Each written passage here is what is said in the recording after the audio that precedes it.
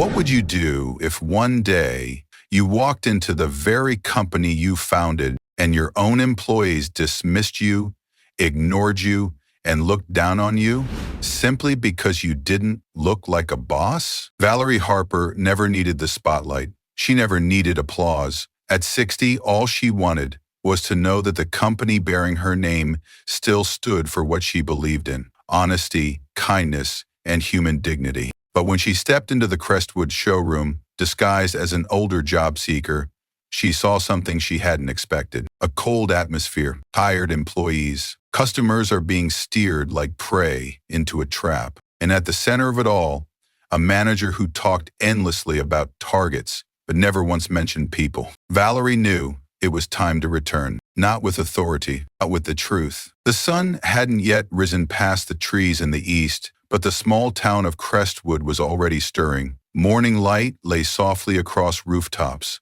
quiet streets, and idle cars parked in front of unopened cafes. Everything looked peaceful, except today wasn't just another day. Valerie Harper sat in her car, one hand resting lightly on the steering wheel. She was in her 60s now, silver in her hair, lines of time etched on her face, but her eyes remained sharp, bright. Thinking she was the CEO of Harper Motors, one of the country's largest and most respected auto brands. People called her a legend in the industry, a woman who had built an empire from one small showroom and a single used car. But today, she wasn't wearing her signature tailored suit. She wasn't walking into a sleek office with a waiting assistant and a packed meeting schedule. Instead, she wore a plain, light blue shirt, old jeans, her hair pulled into a low bun. She looked like just another older woman, hoping for a part-time job. She was undercover. It had all started a few months earlier, with an anonymous email sent straight to the executive's inbox. No greeting, just one sentence. You should know that some branches aren't Harper Motors anymore.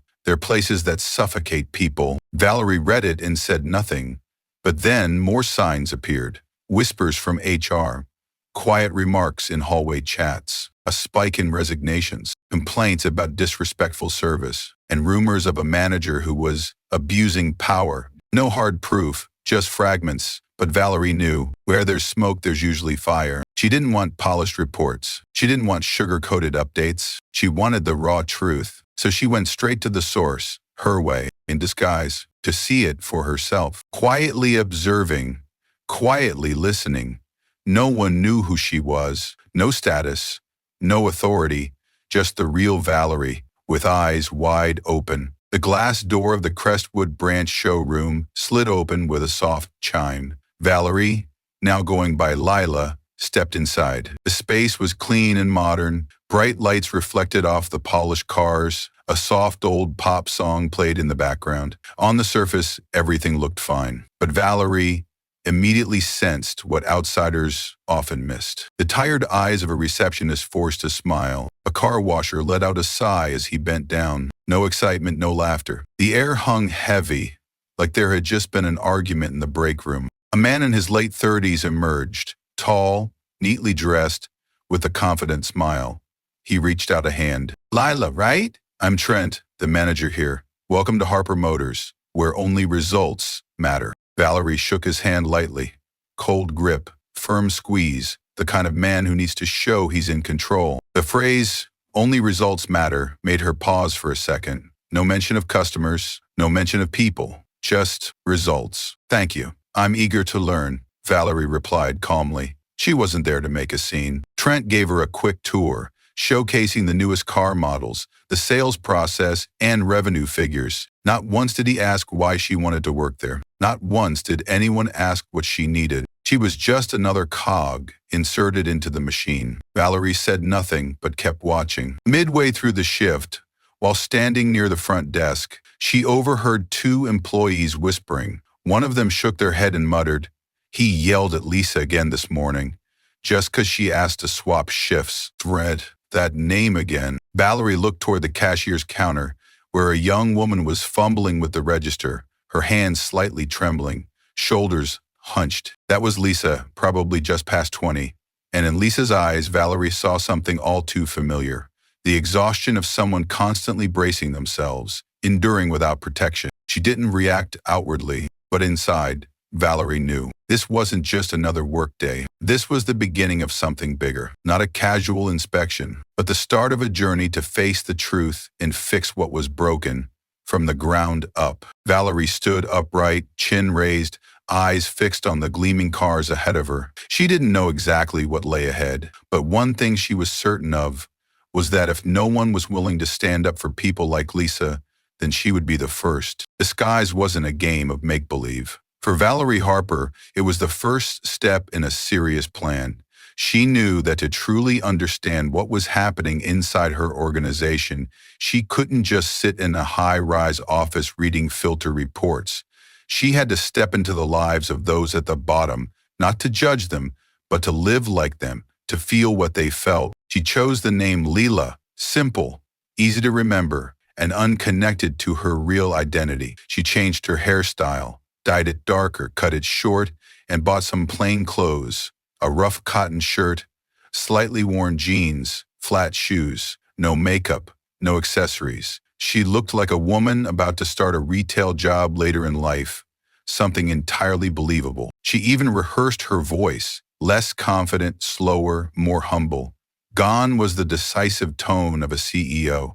In its place was the soft, tentative tone of someone just trying to adjust. It took a few days to put together a convincing resume, discreetly prepared with help from two trusted people in HR. Lila had a work history at a small dealership in the suburbs and had quit due to relocating. Nothing flashy, but just enough to pass. She chose the Crestwood branch because that's where the quiet complaints first surfaced, and because of a manager named Trent, mentioned in anonymous reports, but never officially reprimanded. And from the first time she stepped into that showroom, Valerie had sensed something was off. On her first morning, Lila arrived 15 minutes early. She stood outside, looking through the glass. Polished cars lined up in neat rows. A few employees shuffled paperwork and straightened their uniforms. Everything looked professional on the surface, but Valerie knew that image was just a shell. What she needed to understand was the heartbeat within. Trent came out of his office, coffee cup in hand, with a polite smile. "Welcome, Layla. Hope you don't mind jumping right in. Around here, everyone runs at full speed." "No problem. I'm looking forward to learning," Valerie replied softly, staying in character. Trent gave her a quick walkthrough. A few car models, a glimpse of the sales software, and then left. No detailed guidance, no proper training. "Just watch the others and pick things up," he said, disappearing into his office and closing the door. Valerie stood in the middle of the showroom floor. No one approached her. A few employees glanced her way, then looked away. Maybe they were used to new hires who didn't stay long. Or maybe, in this place, everyone was just too busy surviving the day. She began to observe. One female employee typed rapidly on her keyboard, glancing frequently at the clock. Another, hidden behind the counter, was texting under the desk while sighing. Everyone was busy, but no one looked happy. The workflow here felt like a machine, efficient, but joyless. A middle-aged customer walked in. Valerie was about to greet him, but another employee, Jack, rushed in first. Flashing a smile, he led the customer around, chattering endlessly about the latest models. But his voice lacked sincerity. When the customer asked about a more affordable model, Jack immediately pivoted to a higher-end one, speaking with a polished tone that was more manipulative than persuasive. Valerie watched, her heart heavy. This wasn't how she had trained her sales teams. Selling a car was one thing, but building trust with a customer was far more important. At lunch, Valerie quietly found a corner in the employee break room. The room was small, furnished with plastic tables, and filled with the smell of instant noodles and cheap coffee. A few employees sat in clusters, whispering, forcing out polite laughs. Lisa, the young cashier Valerie had noticed earlier, walked in, looking exhausted, clutching an unopened lunchbox. "You're new, right?" Lisa asked softly. "Yeah, I'm Lila. First day today," Valerie replied. Lisa nodded slightly and sat down next to her with a sigh. "Be careful around Trent. He's strict, and his temper snaps fast. Mess something up and he'll dock your hours or push you into a late shift." Valerie looked at her gently. "I thought this place was supposed to be dynamic." Lisa let out a dry chuckle. "Yeah, dynamic, like Don't complain, just survive. By late afternoon, Valerie had seen plenty. A workplace that functioned smoothly on the surface, but was cracked beneath. A culture driven more by pressure and fear than by trust. A manager who gave orders but no guidance. And young employees like Lisa holding on in silence. Valerie left the showroom at 6 p.m. She took off her uniform shirt, unclipped her hair, and looked at herself in the car mirror. Her expression was calm, but inside, she had her first real answer. The problem might not be a person. It might be the whole system. And she had made her decision. This wasn't a casual visit. This was infiltration. So she could see clearly from within and change things for real. Day 2 at Crestwood began with pale sunlight and a cup of lukewarm coffee on the front desk. Valerie, as Lila, was ready for another long day. But even after all her years of running a business, she still found herself surprised by what she saw. Prince, the branch manager, walked into the showroom at 5 minutes to 9. He was sharply dressed with a tech-book smile, but his eyes were cold. He didn't greet anyone, just scanned the room like a commander checking his troops before inspection. "Lila, stick with Jack today," Trent said, eyes glued to his phone. "He's our top seller. Learn from him if you want to boost your numbers." Valerie nodded, but something in her tightened. There was no guidance in Trent's tone, no talk of building skills or caring for customers, just a singular message. Sell cars, and that's enough. Jack, the so-called top seller, was a smooth talker, skilled at making people feel they needed things they never intended to buy. Valerie shadowed him all morning, watching how he handled customers. He always steered them toward high-end models, constantly pitching limited-time deals and final chances. When a customer hesitated, Jack would lower his voice and subtly shame them. "I get it, not everyone's ready to elevate their value." At one point, Valerie considered stepping in to suggest a more budget-friendly option, but Jack gave her a quick side-eye and kept on performing. He didn't want help, and certainly not company. By midday, Valerie had overheard some disturbing snippets. "That guy didn't sign? Whatever, waste of time. Push the premium first, then scale down. Either way, we profit. That old lady looks broke, probably just window shopping, don't bother." The way they talked about customers made Valerie ache inside. She had always taught her team that just because a customer doesn't buy today doesn't mean they won't come back. But here, long-term trust meant nothing. Only the day's numbers mattered. The workplace atmosphere wasn't any warmer. Staff didn't chat unless they had to. Everyone kept to their screens, whispered into their phones, or watched the clock. One girl got called into Trent's office for missing her targets this week. When she came out, her eyes were red, but no one said a word. Everyone acted like they didn't see. Valerie silently took notes. Every look, every word, every subtle behavior. She wasn't rushing to judge, but one thing was crystal clear.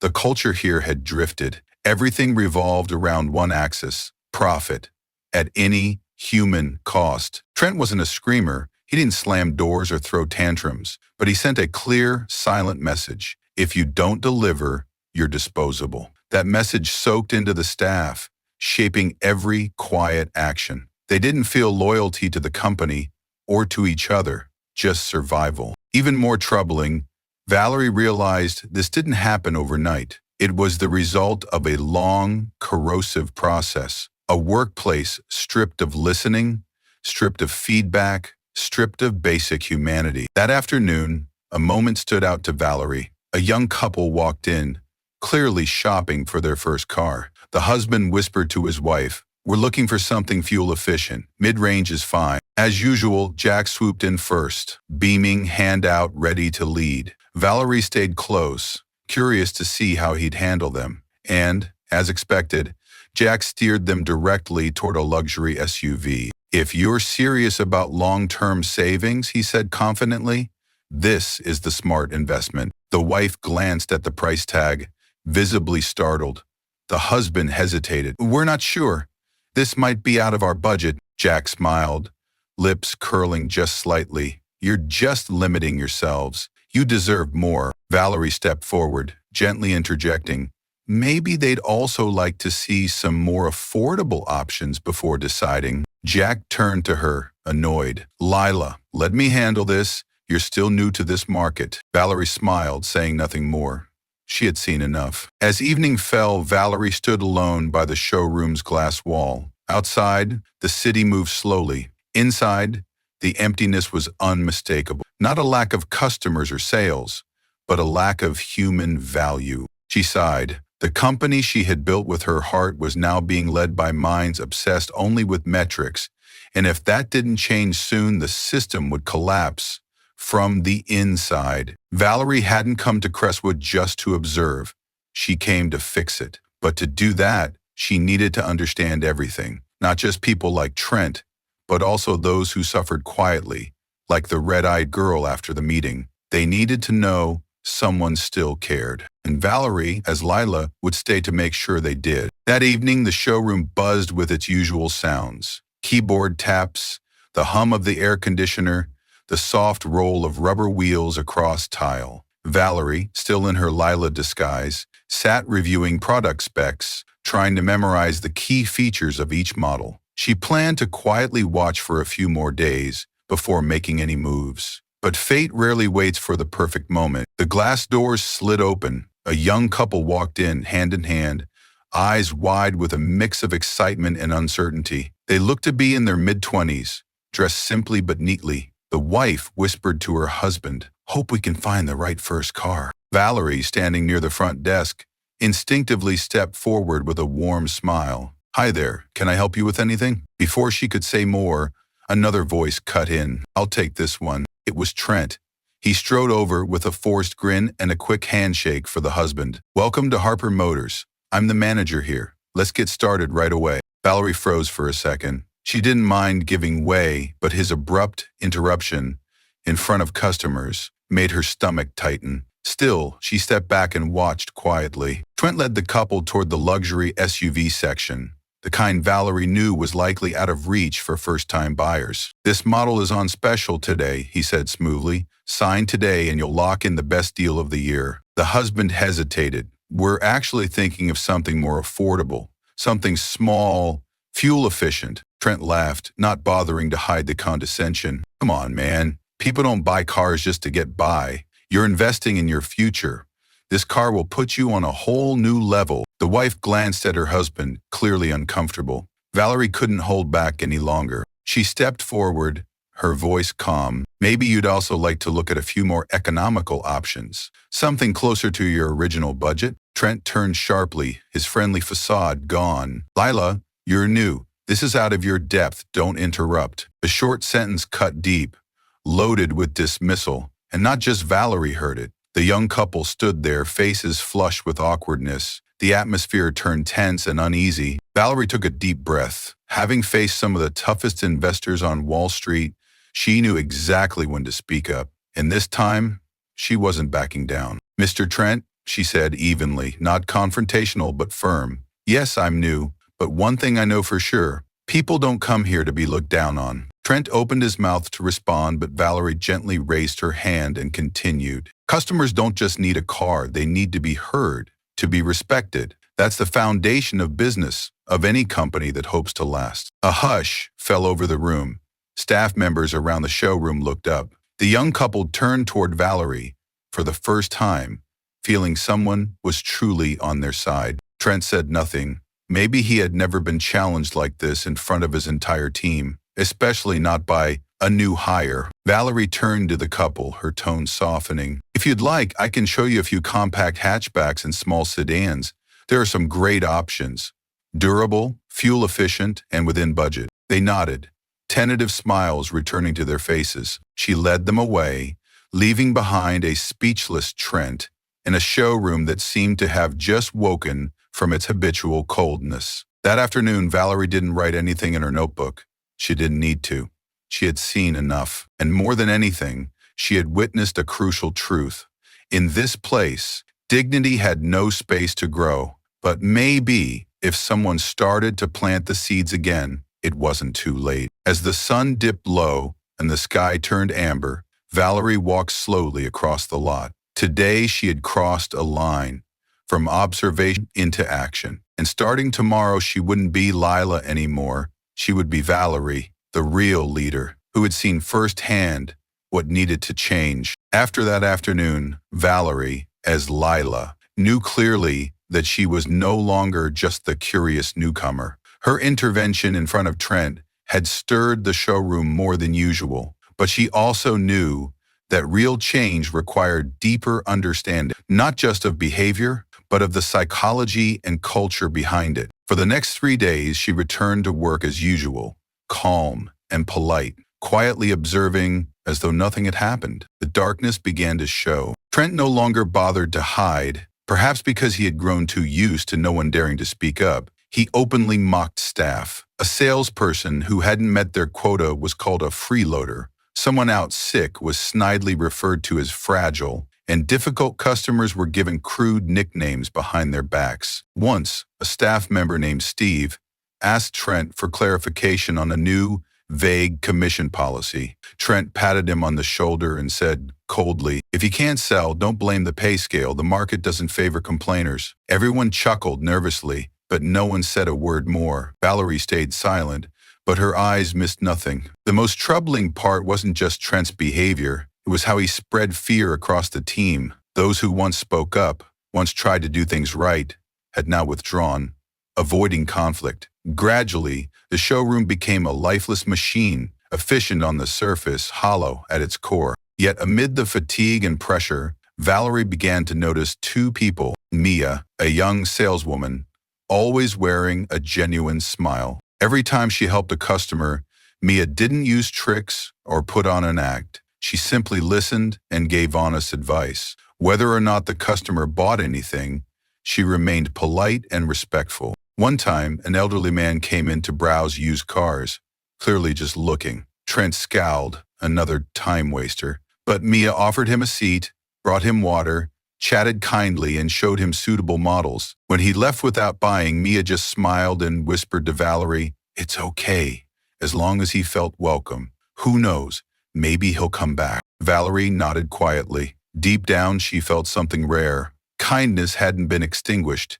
It was just trying to survive, silently. Carlos is a quiet mechanic who is skilled but often overlooked. Valerie caught him in the garage, carefully inspecting a car after a customer had complained of a strange sound. It wasn't even his assignment, and the car had already been cleared. Still, Carlos popped the hood and lay down to check one last time. "Just a loose bolt," he murmured, tightening it carefully before quietly putting his tools away. No one thanked him, but he didn't need praise. Carlos seemed content simply doing things right. Valerie approached, pretending to ask a few questions like a trainee. Carlos smiled gently and replied, "I fix cars because I love it. If you do it sloppily, you'll just end up seeing the customer again in a worse situation." That seemingly simple line echoed in Valerie's mind like a wake-up call. People like Carlos and Mia, they were the reason Harper Motors once thrived. They were the soul that the company was slowly losing. That night, Valerie didn't come home angry. She came home saddened. Saddened by how kindness had been pushed aside. Saddened that she had grown so distant from reality that it took a disguise to see the truth. She opened her notebook and wrote, "The system still runs, the sales still come, but the people are exhausted. Trent isn't the only problem. He's just the clearest symptom of something that's slipped out of control." And beneath that, she underlined two names, Mia, Carlos. Valerie didn't know exactly what lay ahead, but she knew one thing for sure. As long as people like them remained, Harper Motors wasn't lost. Friday afternoon, the soft, golden light poured through the tall glass windows of the Crestwood showroom. The atmosphere was more subdued than usual. Staff moved quietly across the display floor, focused on their tasks, eyes slightly cautious. 1 hour before the end of shift, Trent received an unexpected request from Lila, the new hire, asking to call a short meeting with the entire staff. Annoyed, but intrigued, he agreed, perhaps thinking no one would refuse a newbie eager to impress. As everyone gathered around the lounge area, Valerie stepped forward, still in the role of Lila. Her dark brown hair, simple business outfit, and calm demeanor were the same. But this time, her eyes held a decisive fire. She took a deep breath and looked around the room. Everyone was there. Trent, Mia, Carlos, the sales team, the technicians and the receptionist, all present. Her voice was soft but rang clear. Before I say something important, I want to thank all of you for welcoming me as a colleague this past week. I came here for a special reason, not just to learn the job, but to understand what's truly happening at this branch. Trent smirked, arms crossed. A few employees glanced at each other, curious but still unaware of what was coming. Valerie paused for a moment. Then she stepped forward, slowly, and said, "My name isn't Lila." Silence dropped instantly over the room. Eyes widened, faces flickered between disbelief and shock. She gently removed her hair clip, revealing the natural silver strands she had been hiding, then continued, "I'm Valerie Harper. I founded Harper Motors, starting with a showroom 1/3 the size of this, and I'm currently the CEO of the entire company." A few audible gasps followed. Someone dropped a pen. Trent stood frozen. Valerie didn't pause. She looked each person in the eye, her voice steady but firm. "I went undercover because I wanted to see the truth, not edited reports, not polished promises from middle management. I needed to know if the values we built this company on, kindness, integrity, accountability, still exist in each branch, in each person, and now I know." She turned to face Trent, her gaze no longer restrained. "I've seen how you belittle customers, how do you intimidate staff, how you've turned a place meant to be warm and professional into a tense, toxic environment." Trent opened his mouth to respond, but Valerie raised a hand to stop him. "I don't need excuses. I've heard enough. I've seen enough. And so, as of this moment, your employment with Harper Motors is terminated, effective immediately." No one clapped. But in that room, something heavy seemed to lift. An invisible weight dropped and vanished. Trent didn't say a word. Face pale, he turned and walked out. Valerie turned back to face the team. "I didn't come here to punish. I came to listen. And I've seen things that are truly worth valuing." She looked toward Mia, her gaze softening. "I saw a young saleswoman who held onto her sincerity even under sales pressure." Then she turned to Carlos. "And I saw a technician, quiet and unnoticed, who kept doing the right thing out of professional conscience." Valerie stepped closer, her tone gentle. "This company wasn't built on profit. It was built on trust. Starting today, I promise, we're going to rebuild the culture of Harper Motors. From kindness, from respect, and from truly listening to one another. No one should be afraid to come to work. No one should be silenced for speaking the truth." She looked around. This time, the eyes looking back were different, lighter, more awake. After months of exhaustion, hope had re-entered the room. Valerie gave a small nod. "I'm not leaving today. I'll be staying a few more days, and I'd like to meet with any of you who want to share. And after that, I'll take what I've learned here and apply it across the company. We'll rebuild from the ground up, together." Applause started, slowly, then spread across the room. It wasn't loud, but it was real. Valerie smiled, her first true smile in days. At last, she had seen what she needed to see, not collapse, but the chance to make things right. That late afternoon in Crestwood, the golden light faded behind the low rooftops, casting a warm glow across the polished hoods of the parked cars. Valerie stood at the back exit of the showroom, the place she'd often paused over the past week to gather her thoughts. But today, she wasn't Lila, the quiet newcomer with watchful eyes. She was Valerie Harper, founder of Harper Motors, standing like someone who had just endured a deep, unsedated surgery of the soul. She looked through the glass once more at young faces, now talking more freely than usual. Mia was enthusiastically explaining something to an older customer.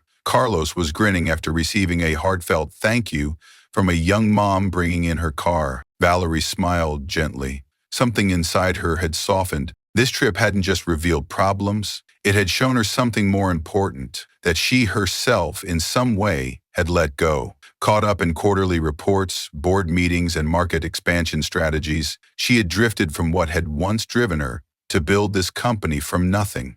Leadership isn't about controlling everything, Valerie reminded herself. It's about knowing when to listen. She remembered those early days, mopping the showroom floor herself, signing off every small invoice, calling customers post-sale to check in. Values like kindness, transparency, and fairness had once been the backbone of Harper Motors. They hadn't disappeared. They had just been drowned out by the pressure of growth and numbers. But people like Mia, Carlos, and many quiet employees, they were still there, keeping the flame alive, even though no one asked them to. Valerie knew she couldn't turn an entire company around with one decision, but she could restart from sincerity, from the courage to face mistakes, and from the belief that when people are trusted and treated right, they can build something greater than any strategy ever could. The next day, Valerie called an emergency meeting with the senior leadership team, not to scold, but to share her experience at Crestwood, the notes she took, the conversations she had, the details that never make it into financial reports. She didn't speak for long, but she said enough. I used to think sustainable growth meant higher profits year after year, but I was wrong. True sustainability is when employees aren't afraid to speak up, when customers walk in and know they'll be treated with respect. The room fell silent. Starting next week, I want to implement a few changes. Every branch will have an anonymous feedback channel managed by a third party. All regional managers will undergo retraining on professional ethics. And most importantly, we will listen. Not just during a crisis. No one objected. A few glanced at one another, a bit uneasy, but in their eyes, Valerie saw something familiar: hope. 1 month later, Valerie returned to the Crestwood showroom. This time, no disguise, no pretending. She simply walked in like any ordinary customer. Mia was helping a college freshman looking for his first car. Carlos was carefully working on an old SUV, like it were the only vehicle that mattered. No one was afraid, no one was on edge. Everything just felt right. Valerie didn't go to the office, didn't call a meeting. She just stood quietly for a moment, then bought a coffee from across the street and watched the showroom through the glass window. She opened her notebook and wrote a simple line: leadership isn't about power or profit, it's about putting people first. She closed the notebook and began writing a new future, not just for Harper Motors, but for herself. A month later, the showroom had changed. Not the paint, not the signage, but the looks in people's eyes, the way they spoke to each other, the lighter atmosphere, the laughter, the customers staying longer, not because they were being pressured, but because they were being heard. Valerie didn't need to preach. She simply reminded them of something basic. No one comes to work to be humiliated. No one walks into a dealership to be judged. And no one should ever have to apologize for being kind. Mia got promoted. Carlos got the recognition he deserved, and those who once stayed silent began to speak up. Harper Motors became what its name was always meant to be, not just a company, but a place where people want to work, shop, and return to. And if you've ever thought that one person can't change a whole system, then remember this: it only takes one person to stand up, and the rest will start to follow.